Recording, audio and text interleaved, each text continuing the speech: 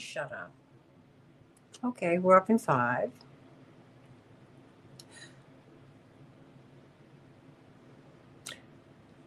Hey, everybody. Welcome to the Santita Jackson Show here on AM 950 Radio, the voice of progressive Minnesota. It's a joy to be with you today as I'm on Blue Sky at santitajackson.bsky.social, the Santita Jackson Show YouTube channel. Everybody get on over there. I know I'm on odd time, but come on, come on, come on. And then the Santita Jackson and Friends Facebook page. And yes, I'm still on X at Santita J. But I want you to meet me here. And please support independent media, which AM 950 Radio is, and continue to like and share the show. Like and share the show. It helps out the algorithm. Okay. The moment that we've been waiting for, at least we've been told we should be hoping for a ceasefire. Well, from the Qatars, we heard today that there is, after 15 months of just carnage, we now hear that there is a ceasefire. Now, for his portion, the Israeli Prime Minister Benjamin Netanyahu said, well, everything's not settled yet, but President Biden said it's a done deal. And my question is, should we celebrate or should we still deliberate? What should we be doing? And what is the real goal anyway? Many Palestinian activists are saying that the ceasefire means you're just going to stop shooting. It doesn't mean that we're going to have peace. It doesn't mean that we're going to have justice. I don't know. I had to go to the co-founder of Code Pink and one of my personal heroes, Medea Benjamin. Talk to me. No one has fought harder on this issue and for justice and peace there than you. I mean, and for everybody. But you've been particularly sensitive to the plight of the Palestinians because they are just the suffering. My goodness. But, a lot of people are suffering. There's just a lot of pain on all sides, Medea Benjamin. But tell me, is this a reason to be hopeful? And is this the ultimate goal, a ceasefire? Yes, it's a reason to be hopeful. No, it's not the ultimate goal. I think we have to look at what's happening in Gaza right now with people on the streets celebrating. I mean, this doesn't go into effect until Sunday, but they just are feeling like maybe they will get some relief from the bombing and the sniping and the starvation. There are 3 phases to this, and the second and third phases will be negotiated during this first phase. So it's certainly not clear whether the entire 3 phases will be completed. And Israel has violated deals that it has made with the Palestinians time and time again, as it has violated the deals with Lebanon. But we must celebrate what looks like important, really, really important relief for the hostages and the hostage families, at least the 33 of them that will be released in the first phase. The Palestinian, you can call them hostages as well. There will be hundreds of them released. It's interesting the value on each person. For every one Israeli civilian released, the Israelis will release 30 Palestinians, and for every one Israeli soldier released, the Israelis will release 50. So 30 for a civilian, 50 if it's a soldier. And then there's supposed to be 600 trucks a day allowed in, especially going to the north where people have been literally starving. And so that will be an immediate relief if that indeed starts happening. And then there is the issue of the negotiations during after the first 2 weeks of the next phases. And those next phases are about releasing more of the prisoners and about getting more of both the hostages and the prisoners released. And It is also about getting the Israeli soldiers out of Gaza, because the first phase takes them out of the populated areas, and the second phase would be a withdrawal of Israeli troops. And then the third phase would deal with the exchange of the bodies of those who have died, and would be a reconstruction phase. Now, it's they talk about a reconstruction for 3 to 5 years, but boy, it's going to take decades for reconstruction. So that's what's contemplated in this deal, but it's fraught with problems, not only about will the second and third phases actually be implemented, but will even this first phase be implemented? And a lot depends on the United States. You know, it's so interesting, Santita, that this only happened the last week of Biden's administration. Mhm. And many people, including Donald Trump himself, think it only happened because Trump put his foot down and said, Netanyahu, you better agree with this. So there's a reason to celebrate, but a lot of reasons to be cautious. What do you want us to look out for as we're going forward? Well, what is the real solution to this? We don't want to be back to where things were on October 6th, to have all these people who have died and who have been terribly mutilated and going to live with that for the rest of their lives, for that all to be in vain. There has to be some move that will lead to equality and justice for the Palestinian people. Now, we don't know what that's going to be, Santita. You know, many of us have heard so long the blah, blah, blah about a two-state solution that we're really tired of hearing that, especially since the Israeli Knesset even made it illegal to have a two-state solution. And many of the Palestinians think the time is long gone for a two-state solution, with the hundreds and hundreds of thousands of settlers who are living in the West Bank and in East Jerusalem. And so maybe that leaves only a possibility as a one democratic secular state.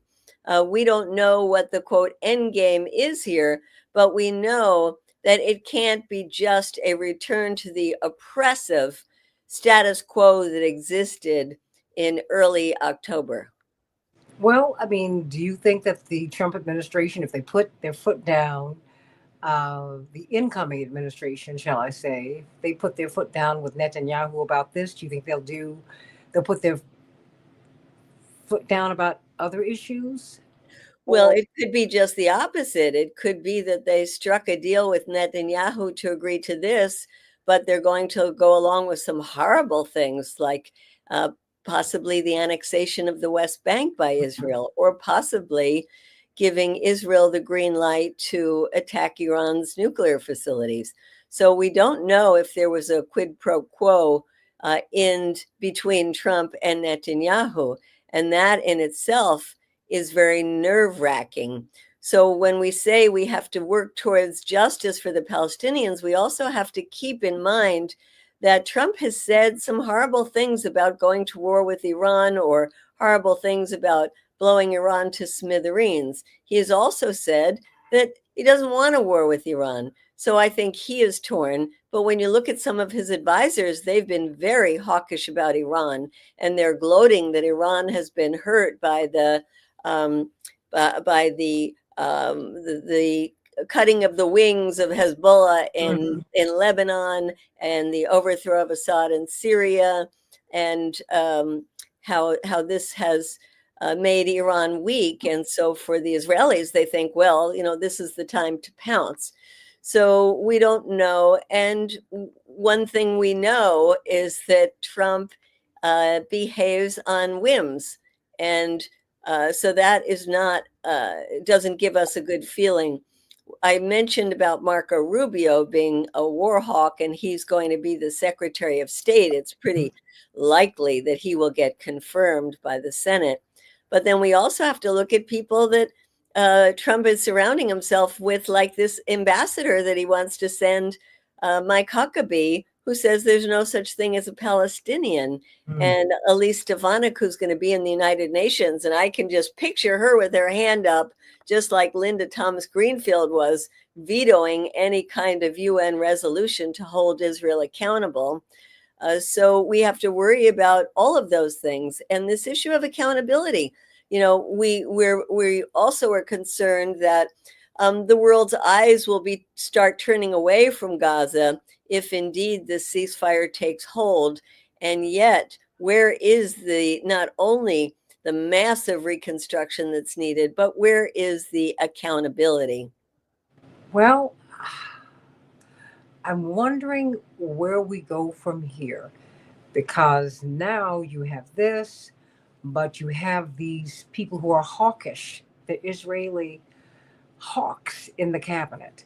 And I just, I'm wondering just before you go, how will this impact us internationally? Because I think that America, we can agree, we've taken a massive hit uh, politically and in terms of our stature in the world. I mean, about other things, but this has been particularly troublesome.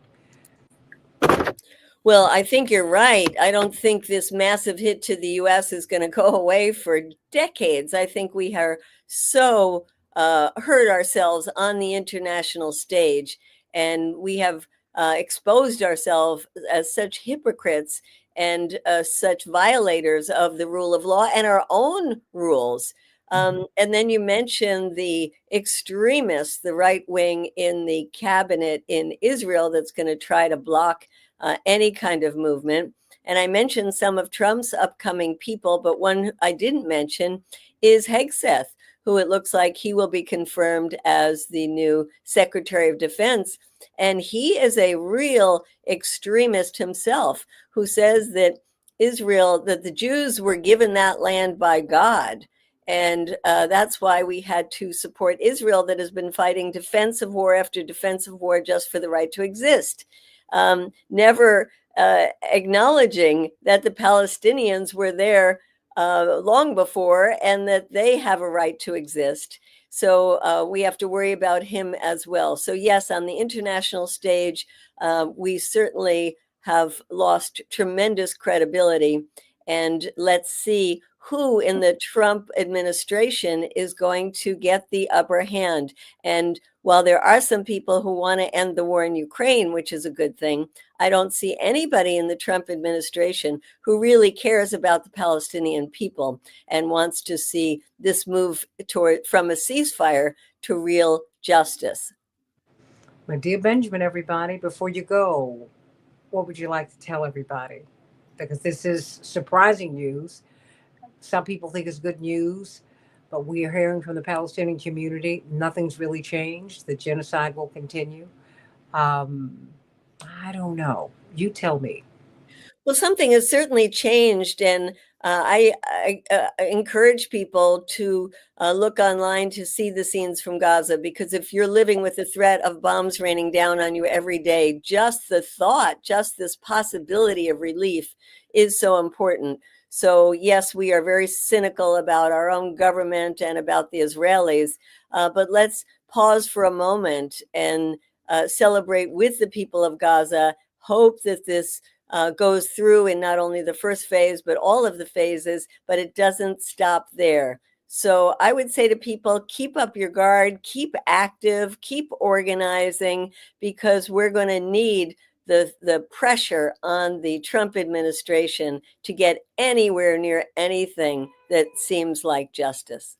My dear Benjamin, everybody, Code Pink and the Global Exchange, and she's on the front lines. So glad that you were able to be with us today before you go out and protest. If you get arrested, give us a call so we can get you your bail money. Nice to be on with you. People can reach us at codepink.org or on any social media. Absolutely. I follow you on everything. Sending you so much love. Much love to you. Thanks for having me on. Bye bye. Bye bye. Dr. David Gibbs, The Revolt of the Rich. And of course, that's my dear Benjamin. You can say hey to her before she goes. Dr. Well, Gibbs. I've always liked your work over the last 20 years. So nice to be on with you. However, Thank you. Same here. Take care. Watch it. Bye, He David. gets my father in trouble, more trouble. So we love my dear Benjamin, and we love you, Dr. David Gibbs. What did you make of this news today? I mean, was this like a bolt out of the blue? Were you surprised that this would happen in the last 3 or 4 days or so of the Biden administration? What does this mean? How do you read this? I do think that this was primarily the result of Trump being elected, and I know that's very surprising. But that's what the Israeli media are saying, that this was mainly the result of pressure from Donald Trump. Let's bear in mind that Biden has been president for well over a year, and as far as anybody can tell, put absolutely no pressure on Israel to make any changes in its basic policy. There's been verbal criticism and a certain amount of hand wringing, but that had no real meaning because it was never accompanied by any real pressure. And the U.S. has enormous leverage over Israel, given the fact that the United States is subsidizing their war, providing most of their weapons, giving them backup with things like aircraft carriers to shoot down missiles, and political protection at the UN Security Council, blocking resolutions, criticizing Israel. And so the U.S. pressure against critics of Israel has been crucial. And Trump, to everyone's astonishment and my astonishment, at least for the moment, seems to have taken a bit of a turn. Now, this could just be symbolic and temporary. Medea Benjamin could very well be right that there's some quid pro quo that's inherent here. But what I'm seeing so far, I'm being mildly encouraged by, in the sense that I would not have thought. I did think Trump would be adopt a less warlike policy in Ukraine. There have been definite indications of that, but I assumed on Israel-Palestine, there'd be no substantive change from the Biden policy. And yet it seems there might have been some change. This seems to have been getting going for at least a few days. And the reason I say that is that a good indicator that we were reaching a bit of a turn, or what would appear to be a turn. Again, this may only be a temporary blip on the radar screen, and I hesitate to get optimistic. But all the same, a few days ago, economist Jeffrey Sachs at Columbia University, who's actually a brilliant figure, very interesting. You might even consider getting him on your show. I love him. Yeah, he's very impressive. He was speaking at Cambridge University in Britain, and it was a video, of course, that was put on YouTube, and he was being harshly critical of Netanyahu, saying extremely negative things about him. And Trump put it on his social media site. He put it on his social media site approvingly, indicating that he liked what Sachs was saying. And Netanyahu must have been very uncomfortable with that. And it indicated to me that Trump may be reconsidering his policy in the Middle East. Again, maybe something else is afoot, something more sinister, I don't know, but it certainly looked positive to me as somebody who shares Jeffrey Sachs's views of Netanyahu. And, then, of course, you had this turn in policy and a ceasefire and an exchange of prisoners. At least numerically, there are far more Arab prisoners being held by the Israelis who are being released in the hundreds, I gather, I don't know the exact number, versus, I believe, 33 Israeli hostages being released. And, there are all sorts of things that can go wrong here. There's supposed to be additional negotiations leading to a permanent settlement, but there's no guarantee that they'll go anywhere. This could just very well be a temporary ceasefire and a return to full-scale war and full-scale mass killing and ethnic cleansing and all the things that Israel has been doing all along since the October 7th attacks, October 7th, 2023 attacks. So one would hesitate to get optimistic or overly optimistic, but what I'm seeing so far, I can't view as anything other than a positive sign. I mean, one way of looking at this is that Trump has political cover, that he's been so pro-Israel in his rhetoric, so uncompromisingly pro-Israel, it gives him some degree of space to maneuver of a sort that Biden, I guess, didn't feel he had. But what is his incentive, do you think? Well, I don't make this pivot? Pure speculation, because I can't read Trump's mind. Okay. Again, it could just very well turn out to be a big nothing. But one way of looking at this is that unconditional American support for Israel is inconsistent with America first. The America First ideology holds that the United States is a sovereign country that makes decisions in its own interest and is highly critical of previous administrations for not doing that sufficiently to suit Trump, I guess. And so, he's been hammering away at this theme. Well, American support for Israel, which has been unconditional under Biden, seems completely inconsistent with that. And Trump's rhetoric up till now has been inconsistent with the America First ideology. Let me say, I don't like the idea of America First. I don't like the phrase, and I don't like the policy. This kind of nationalism does not appeal to me in the slightest. But nevertheless, since you asked for my assessment, that the assessment I'm making is that if we see this as a fundamental turn in U.S. policy, which it may or may not be, but if it is, and that the United States will become at least somewhat more independent of what the Netanyahu government wants us to do, if that is the case, one could look at this as a turn in favor of an America First ideology. Israel has been the big exception. Well, not the only exception by any means, but certainly a huge exception to the rhetoric about America First. But maybe he's trying to get policy in line with rhetoric. I also, it could be that he sees this whole Middle East situation and American support for Israel as a giant quagmire, an enormous way of sucking in American resources, which it's been doing for decades, and also a way of getting America involved in additional wars, including ones that could go very badly indeed and become deeply unpopular, make Trump unpopular. And in particular, I'm thinking about Iran. By all indications, Netanyahu would love to draw America into a war with Iran, seeing that Israel does not have the wherewithal to defeat Iran or even come close to that. It does not have the wherewithal to destroy Iran's nuclear facilities. But he assumes, I'm not even sure this is true, but he assumes the United States would be able to do that. And so he wants to draw the United States into a war with Iran. And it could very well be Trump has figured that out and decided he does not want to be boxed into a corner like that.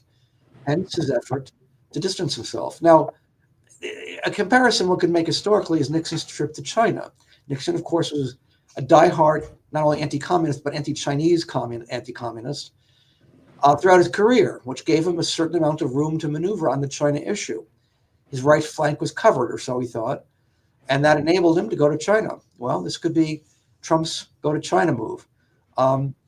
It's asking a lot to It could be. I'm sorry. It could be. We don't. We don't know. That's right. We don't know. I don't know how. Look, who would have thought that Biden would have gotten us here? Okay, so I can't call anything. Yeah, I agree. And the global landscape, as I bring on Ari Bloomkatz, I know he only has a few minutes with us, the executive editor of In These Times magazine.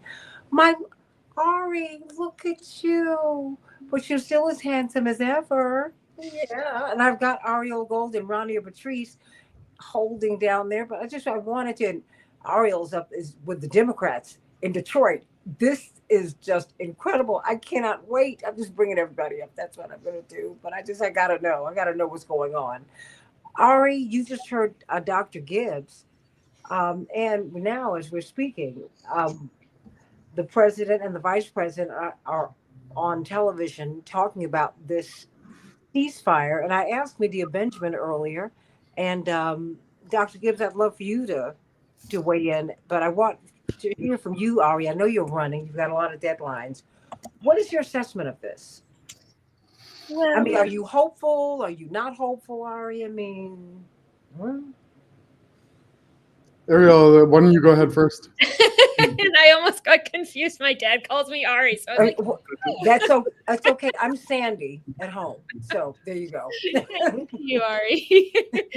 I any moment that there is a cessation of bombing that gives pause, there's the opportunity to bury the dead and grieve is cause for celebration. And I'm aware that this is taking place on the anniversary of the birth of Dr. Martin Luther King. And surely he would be warmed and have hope from this news. That said, it has not gone into effect yet. It is not scheduled to go into effect until the 19th. We know from past wars in Gaza that Israel, that before a ceasefire goes into effect, the time is used like the finale of a fireworks display, increase of bombings and massacres. And so I deeply fear that. And I think that this is up to all of us to see that it is implemented, that it holds, and that it becomes a pathway to true peace and liberation. Ari Bloomcats, the other Ari. Yeah, I mean, I think what Ariel's sharing there resonates a lot. I'm also holding a lot the fact that we're dealing with a government and country and military that is actively committing like genocide.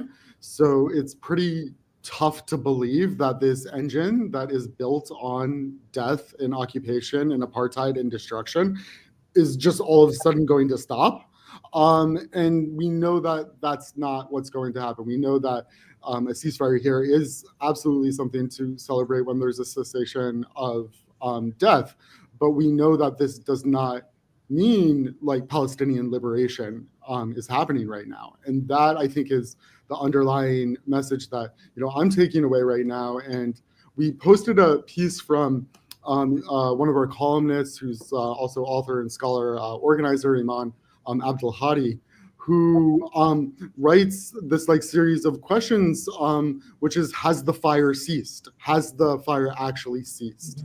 Right? And the way that Iman ends the piece is by saying, over the last 467 days, we have built strength and beauty out of the madness of a genocide. We have found each other and organized. We will not stop until Palestine is free. And that is the message that like I'm taking away from this here, which is that the movement for a free Palestine, the movement for Palestinian liberation is not going to stop now either, and is going to like continue to move forward until there is Palestinian liberation.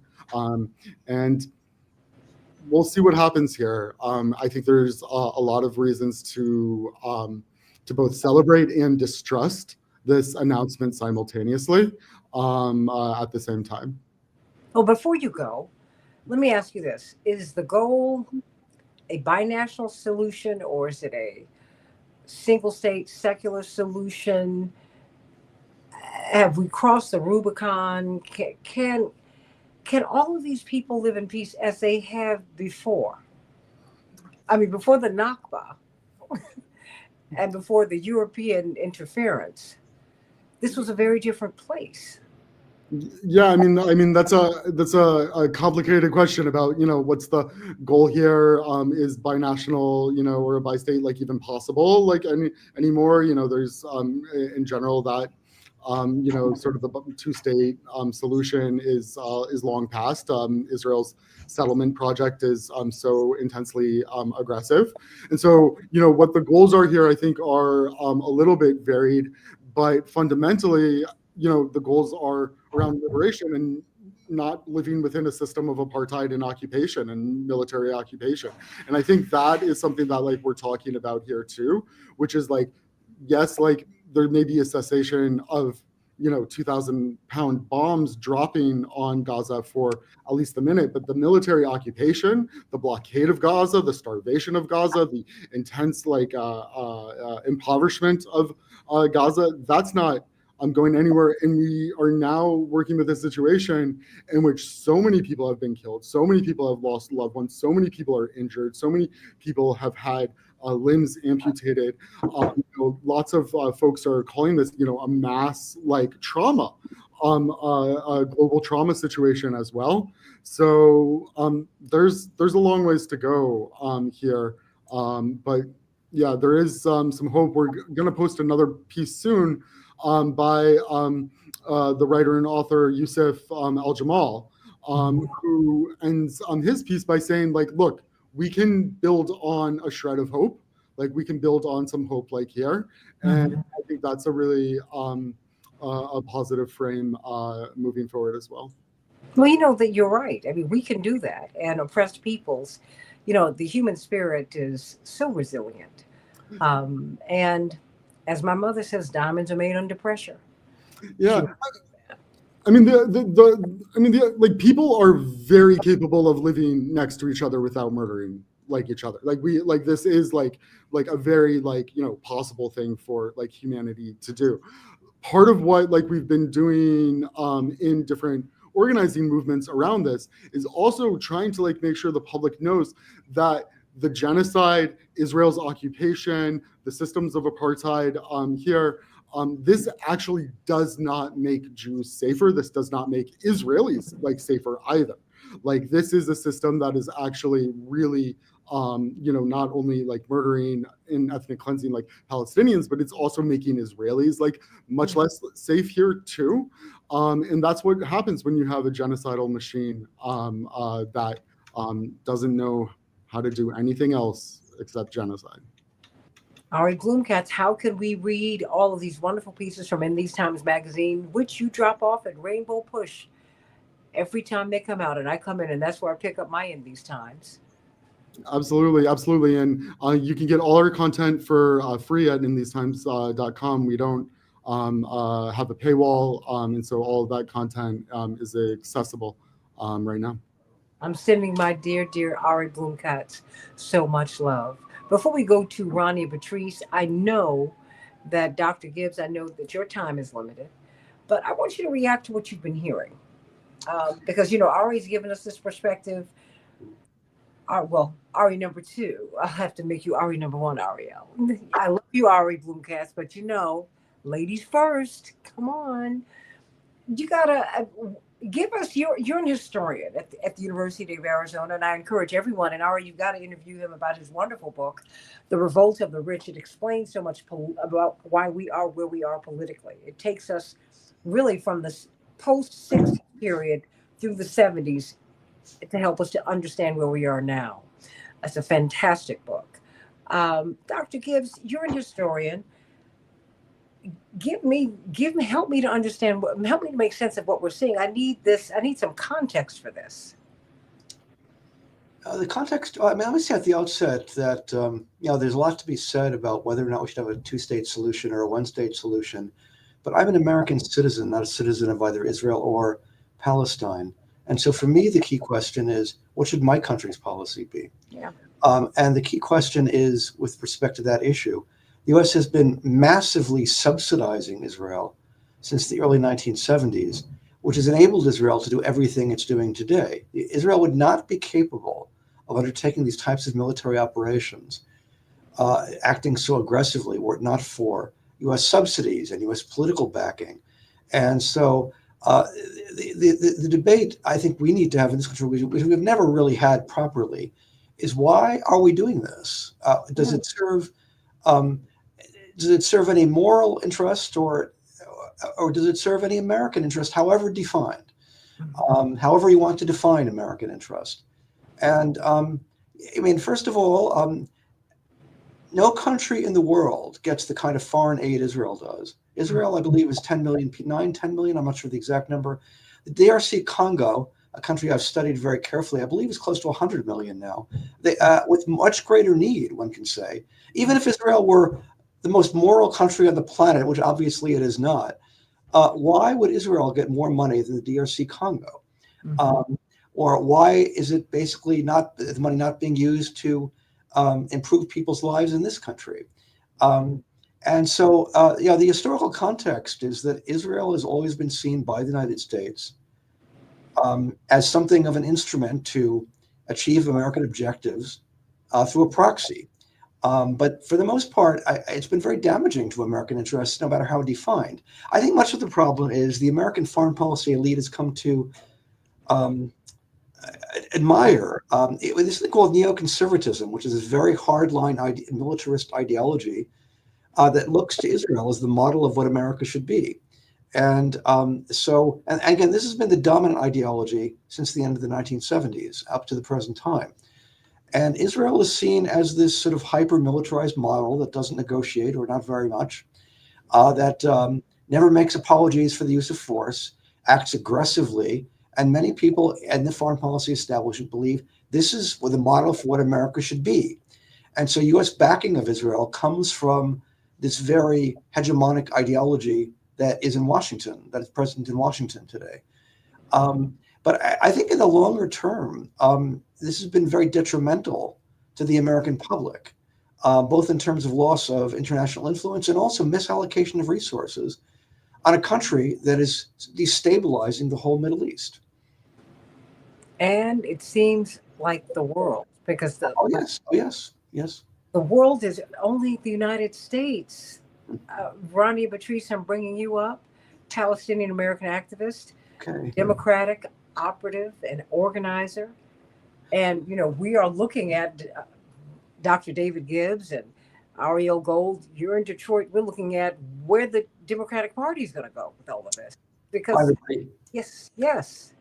Oh, I mean, what do we make of this, Rania? I mean, because could this be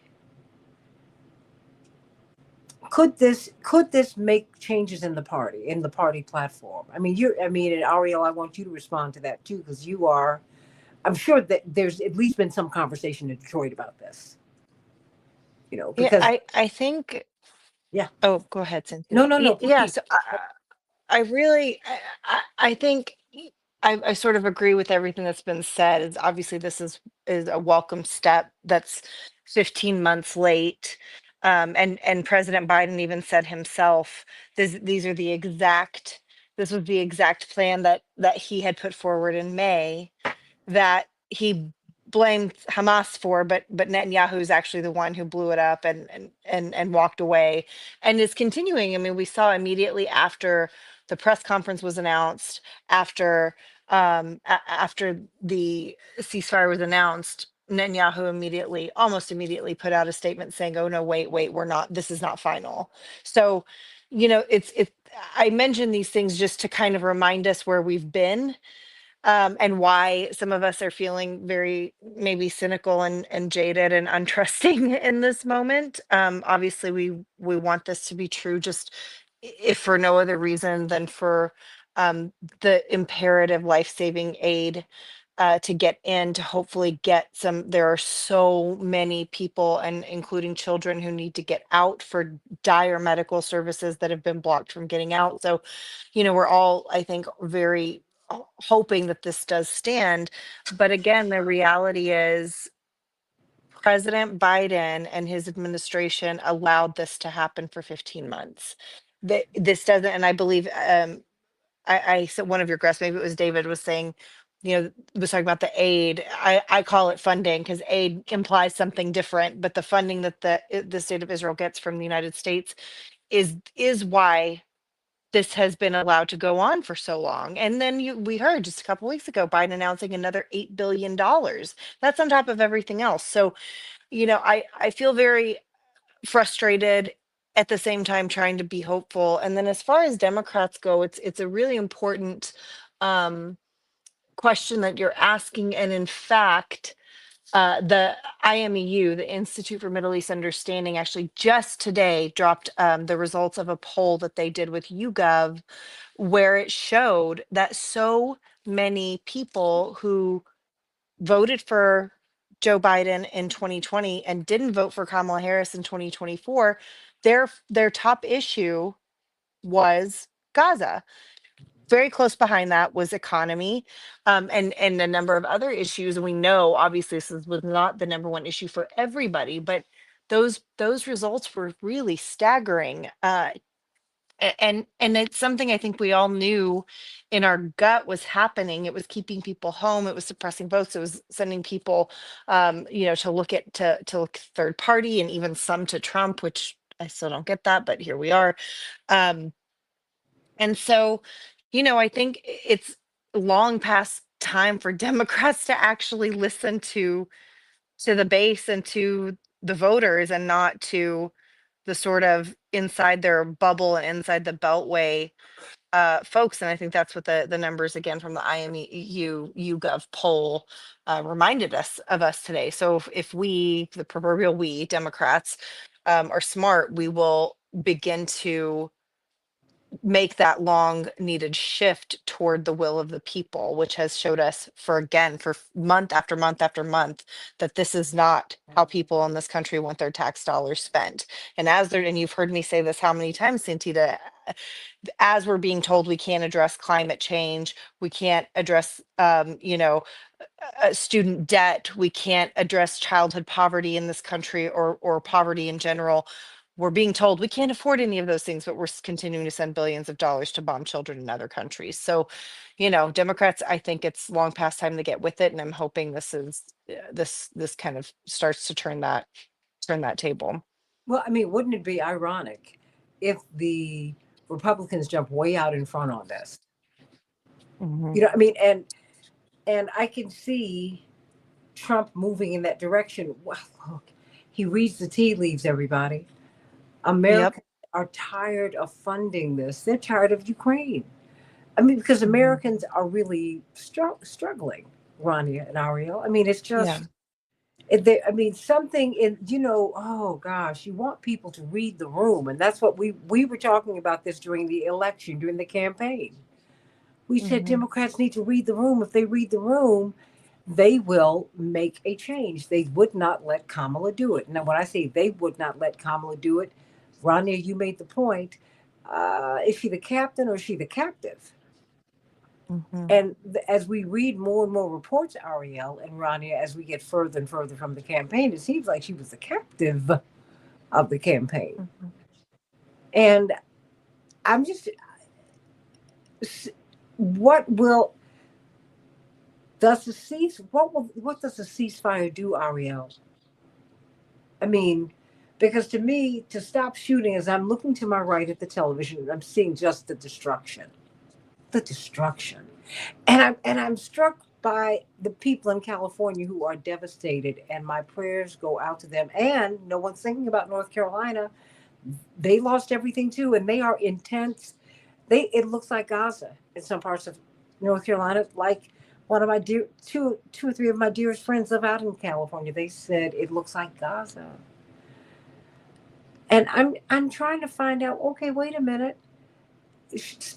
Okay, is the goal just to stop shooting? Because we've been saying ceasefire so long, we're acting like things are going to change. Well, I mean, you've been saying that October 6th was no picnic for Palestinians. Ariel, I mean, what's next? Oh, you're on mute. It's okay. You're on mute. Sorry about Oh, that. that's all right. It's easy to be cynical in this moment. This isn't justice that we're looking at. It is not liberation. The struggle goes on. And as we feel that way, let us be reminded that there are celebrations in Gaza right now. Because any moment that gives rest for those who have been bombarded for 15 months, gives rest, gives the opportunity to identify the dead and to bury them, to grieve, to hopefully eat, to have a moment of less fear of death is something to celebrate. And any moment of that is a moment that is pursuing the intentions of God. And so this is far from the end, and there's much to be cynical about. And I'll say again, this is a announcement. This is not a ceasefire. This is an announcement that there may be a ceasefire 4 days from now. It's a hope. It's So a you're hope. saying it's an announcement that perhaps maybe we might They've be said, able to perhaps. it's actually also not inked yet. Israel still has to ratify it. They expect that they will, or so they've said. But we've seen things get this close and we've seen them fall apart before. So let us not, Count the chickens before count they hatch. the chickens before they hatch, but let us have hope. Let us have hope of that. And it's so easy to be cynical, right? I don't think that, I think this is all a play that we're watching from Trump and Netanyahu, right? And where Trump pretends to force Netanyahu and Netanyahu pretends to say, oh, okay, I relent. And I imagine Netanyahu has some gain somewhere, and this is all an enactment. And we know as well that Netanyahu has promised Minister Smotrich that after phase one, the bombing will resume, the war will resume with bigger weapons, right? That's what's laid out in front of us. And yet we hope and we pray that on the 19th, which is also my birthday. So, Happy everyone else is taking credit for this. Biden, Lincoln, I might as well take credit for it too. Celebration of me turning 50. um, Welcome, girl. know that when there is a cessation, right? The ceasefire cessation, they're kind of different things. But when there is a cessation, it is harder to restart than it is to keep going when the bombings are going. So this is a move in the right direction. And may one less person die because of it. And if that happens, then we know then our sacred texts tell us as Jews, as Christians and Muslims, tell us that to save one life is to save the world entire. So let us focus on that and keep our work up. Well, I mean, Rania, I mean, what say you? Because many people are saying, Ariel, you know this, Rania, that this issue more than any other cost Kamala the presidency. I mean, first, do you believe that to be true?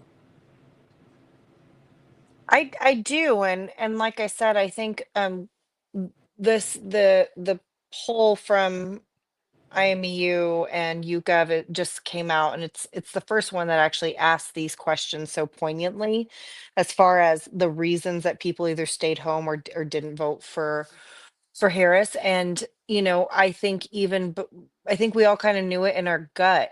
There are any number of issues that people in this country care about, of course, and we've talked so many times about the economy, about the way she addressed immigration, all these different things.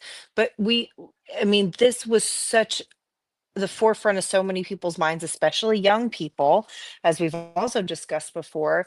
And we knew that at minimum, it was suppressing excitement. It was suppressing energy behind the vice president and her candidacy. And I think, like I said, this is what we're seeing kind of come to fruition through the numbers through this new poll. But again, I think our gut told us that too. I mean, and we've talked about this previously as well, you and I, about how the vice president running around the country with Liz Cheney and bragging about Dick Cheney's endorsement was not inspiring anyone to do anything except for be more angry and stay home or not vote for her. And so, these are the kinds of things that the whole quote post-mortem that happens after an election cycle.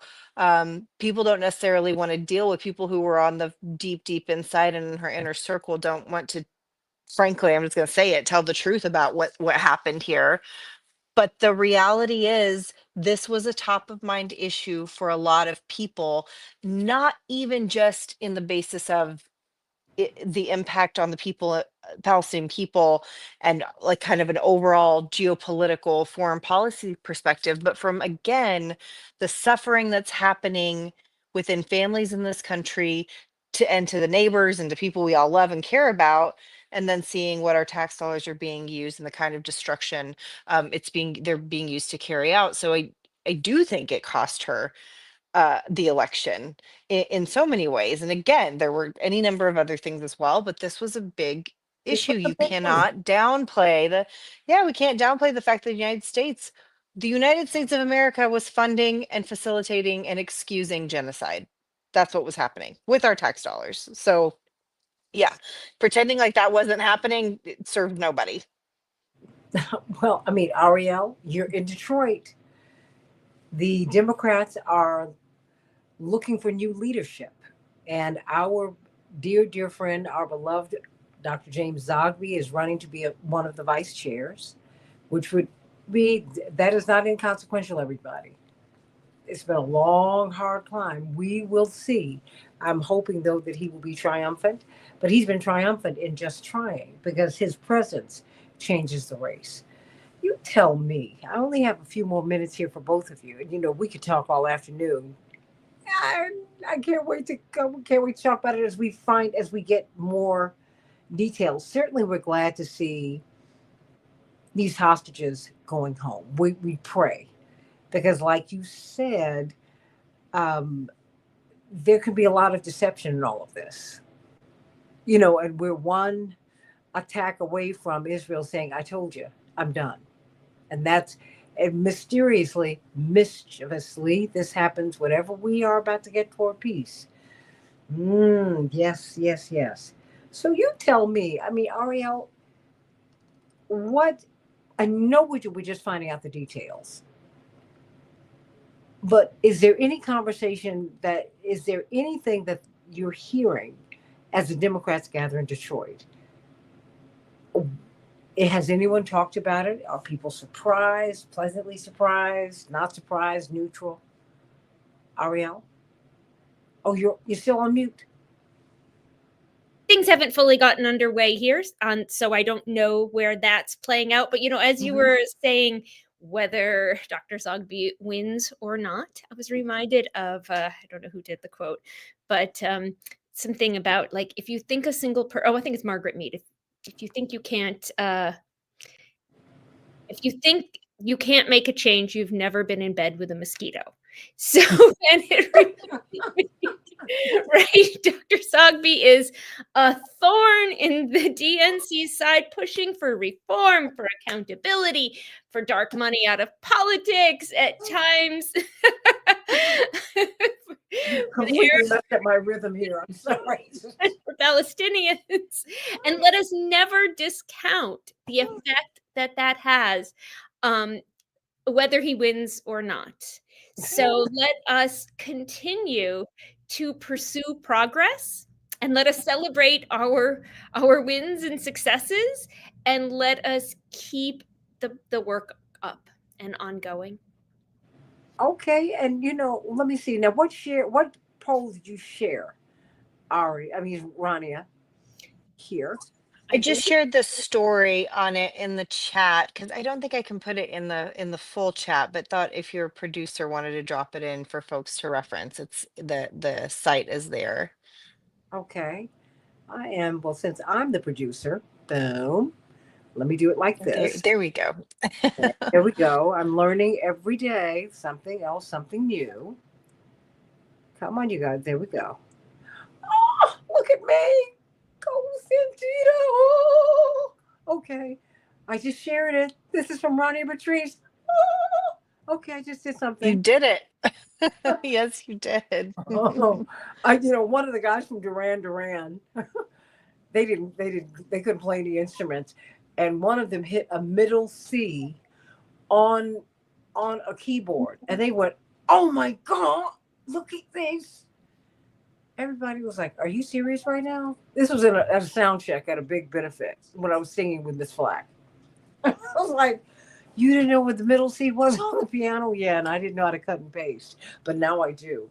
But Rania, okay, the election is over, and part of the postmortem is, really to learn the lessons.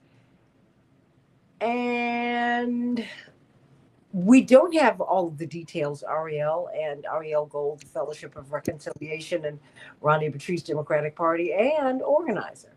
Both of you are organizers.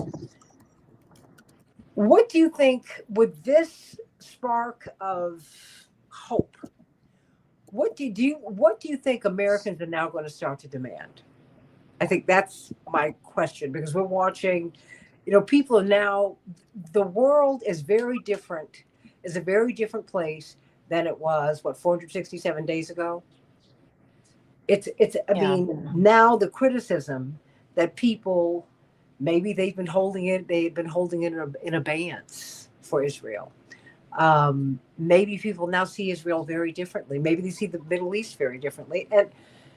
And when people are also uncomfortable, they start asking all kinds of questions about everything. It's not just Israel, it's everything. But Israel has had a special place, in the American culture and in our hearts, because of the tragedy of the Second World War. That having been said, here we are. I mean, things are very different now. Do you think this is now going to force a discussion about what is next? Because look, to me, I said early on, I said, now a ceasefire is great, but you cannot tell me that for us to stop shooting is the goal. I'm just, that can't be it. I'm like, just for you to drop, they're not going to drop their weapons, but they won't fire them. Allegedly, allegedly, allegedly. Is this supposed to be? I'm like, this can't be it. What's the goal, Rania? No, I mean, I think for some people, the after they saw the shift in public opinion, not just in the United States, but around the world, then all of a sudden there was this desperation to return to how it was before, which let's be real, and y'all, have already named it. Life was not good for Palestinian people on October 6th or in 2020 or in 2000 or so we could keep going. So the reality is for months and months now, from the government to a lot of people in the media, they just want us to move on. They want us to just stop talking about it. And the reality is the destruction that has been just rained down on the Palestinian people in the West Bank as well. Let's be clear, in Gaza and in the West Bank, is so devastating and so much, and we are so complicit here in the United States that it's exactly like you said. Ceasefire is not even, you can't even say it's the baseline. It's underneath the barrel. It's not even the bottom of the barrel. It is such a it's something that should have happened so long ago, and there is so much more that has to happen after. For yes, infrastructure rebuilding for sure, because an unbelievable, there's almost nothing left as far as infrastructure is concerned. But then the realities of public health, I mean, the destruction that's happened to the soil, to the water, of mental health. I mean, the havoc that has been wreaked on children, Hmm. and the destruction that they, if they have survived, that they have had to endure. There are just tens and tens and tens of thousands of children who have lost limbs or multiple limbs. I mean, there's so much that has to go into recovery, and that, Hmm. frankly, the reparatory justice that is due, that I believe, yes, the state of Israel owes, and the United States and other complicit countries owe. It's going to be a long road ahead. And so if anybody thinks, it's just like Ariel said, if anyone thinks that like our work here is done, we're just getting going. If this is an actual ceasefire that stands, which God willing it is, there is so much more that has to be done, to make the Palestinian people whole and to ensure a just peace and safety and security for all people. And like your other guest, I think it was Ari who was saying, this does not make Jewish people safer. All of these things that are going on. So there's going to be a real, or there needs to be a real reckoning with what is owed and how to bring about that rebuilding, because it's not just about that physical infrastructure. Brilliant insight. Ariel, you can have the last word here. Fellowship of Reconciliation. Yeah, I just We want to say need that. that today is the birthday of Martin Luther King, and there's a lot Yes. to be down about. But if he is looking down right now with hope, and let us echo that. But hope takes effort, right? Just like nonviolence is active, right? It's not passive. It requires courage and strength and sacrifice, and so too does hope. So let us fill ourselves with hope and commitment today. Hope and commitment. And you know what? Hope is a noun, it is a verb, everybody. It's just like waiting, Rania.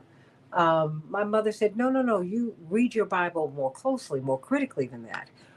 Waiting does not mean that you stand still.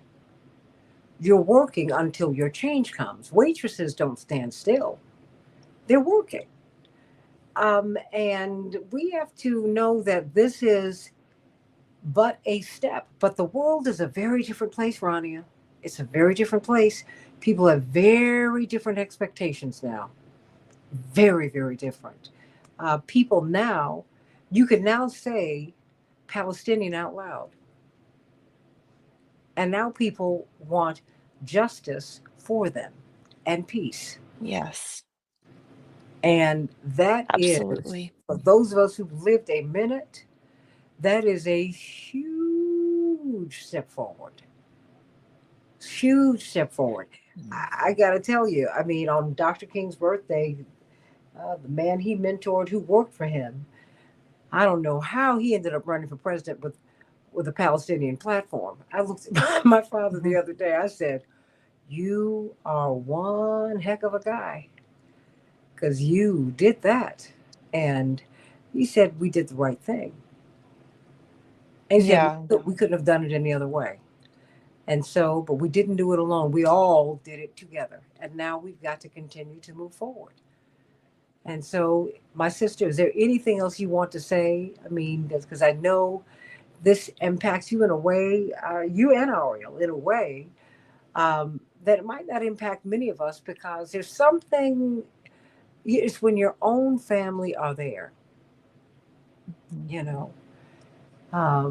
But Yeah, quite frankly, we're all one family because all you have to do, and I think mhm. that's probably why you've gotten such tremendous support from all people who've been oppressed all over the world. Um, because I know how I feel about it. I'm feeling some kind of way about all of it. And so your final word Yeah. for all of us is what?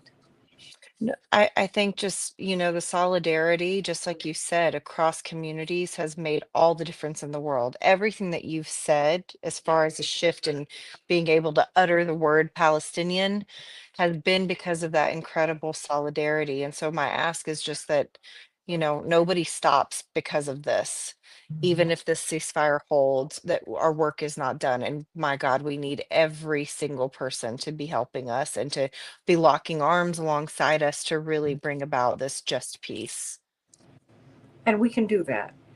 Um, Mhm. and you said Trump is not is scot free and POTUS because of Obama. Okay, I'm trying to figure it out. And Gaza hurt the election tremendously. That's what you said, Robert.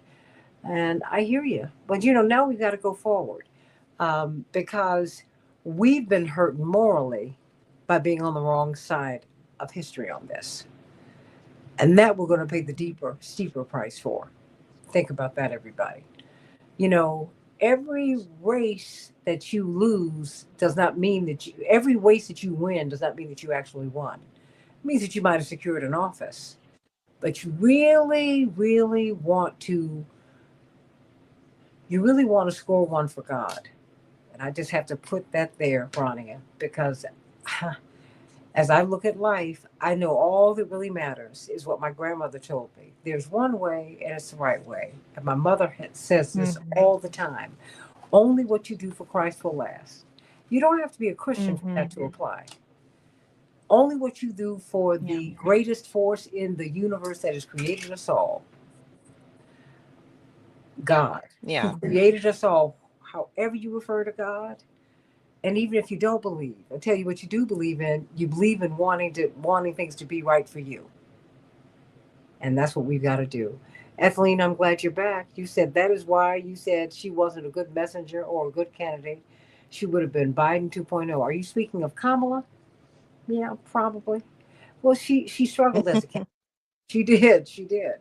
And all of the criticisms that we gave were not to tear her down, as some people said. The criticisms that we were giving, that we were granting, were to help her. That was always the point, Rania. We Yeah, wanted her absolutely. we wanted her to be the best candidate she could be, so that she could win. So keep that in mind. But my Exactly. And sister, I'm sorry. No, please go on. Please, please. well, I was just gonna say, but just last thought before I have to drop, just that that's exactly right. And even in talking about all of this and in reference to the Democratic Party, it is in service because we have to do better is we're literally staring fascism in the face, and there's a lot of communities that are going to come under attack because of it. And so when I say lock arms, it's for us, for the Palestinian people, but it's all of us together. We Mhm. have to join forces. So yeah, thank you so much for always providing this platform and always bringing forward the good conversations. Well, thank you. Thank you for the work that you're doing. And I can't wait to see you on camera again, sending you much love. Absolutely. Love to you too, my sister. I'll talk to you soon. My dear sister, beloved. I love you all, my family. On Monday, we will be in Chicago at Soldier Field at the MLK breakfast. It's our scholarship breakfast, and we Rainbow Push the Push for Excellence program have sent thousands upon thousands of kids to college, and we've gotten them through. And we certainly need your support. So please go to rainbowpush.org and see if there are any tickets left. They are selling out pretty fast. And Dr. King, happy birthday. May God bless you. And I hope that we can make you proud one day. I really hope that we can. God bless you, everybody. Sending you so much love today. God bless you. AM 950 Radio, the voice of progressive Minnesota, the Santita Jackson Show.